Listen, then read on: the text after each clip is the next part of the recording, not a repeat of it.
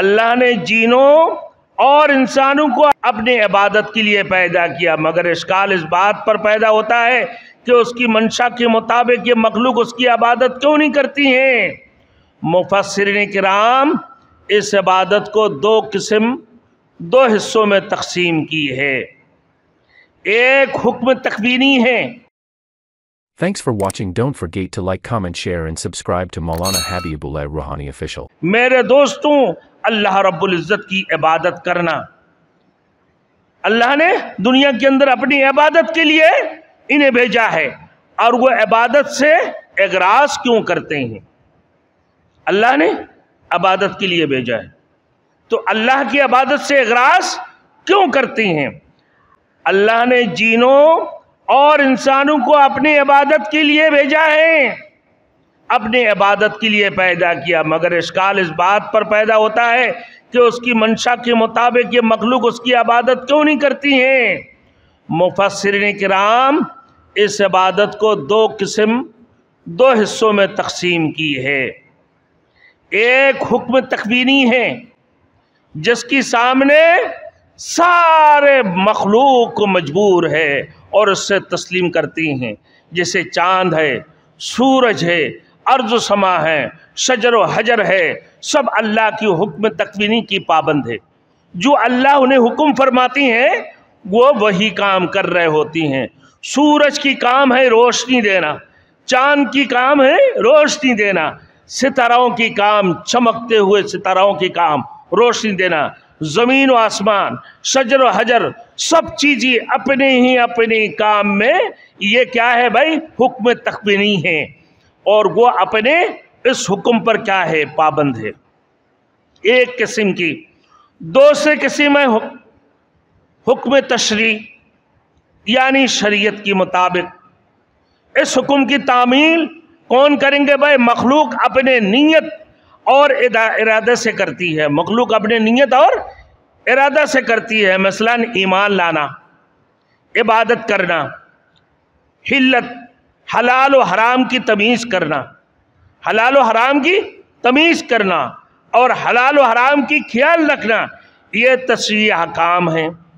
اب کسی کو قتل کرنا، کسی کا خون بہانا، میرے دوستوں کسی کا حق مار کے کھانا، حقوق اللہ اور حقوق العباد۔ حقوق اللہ، اللہ کے لیے اللہ کے حقوق کا ادا کرنا، اور حقوق العباد جو انسانوں کی حقوق ہے۔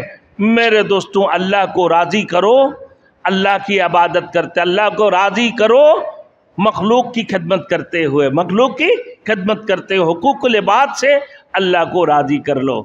میرے دوستوں فرمایا جن کے لیے اللہ تعالیٰ نے کسی کو مجبور نہیں کیا، اللہ نے اس کے لیے مجبور کسی کو نہیں کیا، کیونکہ یہ حکم، یہ قسم تشریع ہے، قسم تشریع یعنی شرعی قسم ہے۔ یہ ایک تو تکوینی ہے اور ایک تشریع، یعنی جس کو اللہ نے پوری کائنات کے اندر بنا دی ہے وہ اپنے اپنے کام میں ہے۔ دوسرے حکم شرعی ہے جو نماز ہے، عبادت ہے، ایمان لانا، عبادت کرنا، حلال و حرام کی تمیز کرنا، کسی کو قتل کرنا، کسی کا خون بہانا، ناجائز کسی کا حق کھانا، دنیا کے اندر ساری چیزیں، یہ حکم تشریع جس کو کہتے ہیں میرے دوستوں یہی ہے۔ تو اگر کسی نے تعمیل کرے گا، کوئی اگر تعمیل کرے گا میرے دوستوں تو اس کا انعام پائے گا، اس کا انعام پائے گا، اور اگر نہ اور وگر نہ اس کا سزا کا وہ مستحق ٹھہرے گا۔ اگر وہ کرے گا تو انعام پائے گا، نہیں کرے گا تو انعام نہیں ملے گا، اس کو سزا ملے گا۔ کہ اللہ تعالیٰ کی عبادت کرنا جینوں اور انسانوں کے لیے تشریعی حکم ہے، یعنی حکم شرعی ہے۔ بعض ان میں سے اس حکم کی تعمیل کرتے ہیں جبکہ اکثر اس سے اغراض بھی کرتے ہیں۔ پورے کائنات کے اندر دیکھ لو بھائی، لوہ لعب میں لگے ہوئے، اپنے کھیل کود میں لگے ہوئے، اپنے تماشوں میں لگے ہوئے، کوئی ایمان لے کر آئے ہیں، اللہ کی عبادت کرتے ہیں، دین کی طرف لوگوں کو بلاتے ہیں، اللہ کی طرف لوگوں کو بلاتے ہیں، اللہ الخیر کی طرف لوگوں کو بلاتے ہیں۔ ایسے جماعت بھی ہے۔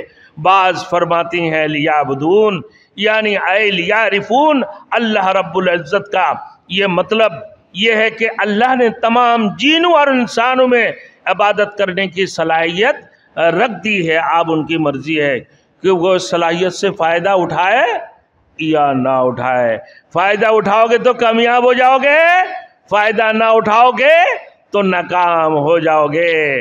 نہ اپنے اس صلاحیت کو یا ضائع کر لو یا فائدہ اٹھا لو. اگر فائدہ اٹھا لیا کامیاب، اور فائدہ نہیں اٹھایا تو خسارہ میں پڑ جاتے ہو.